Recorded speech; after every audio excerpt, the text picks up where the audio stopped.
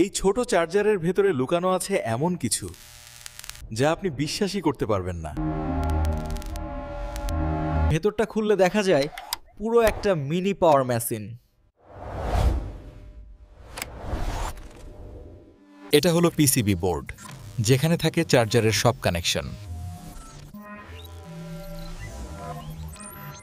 এই ট্রান্সফরমারই এসি ভোল্টেজকে ছোট করে, ফোনের জন্য নিরাপদ করে।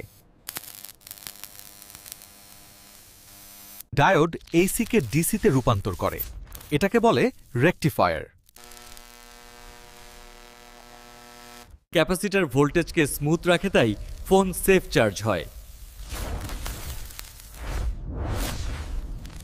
আইসি চিপ বলে দেয় ফোন কত পাওয়ার নেবে, এখান থেকেই হয় ফাস্ট চার্জিং। ফোনকে বাঁচায় অতিরিক্ত তাপ। এমন আউটেক রহস্য জানতে ফলো করুন।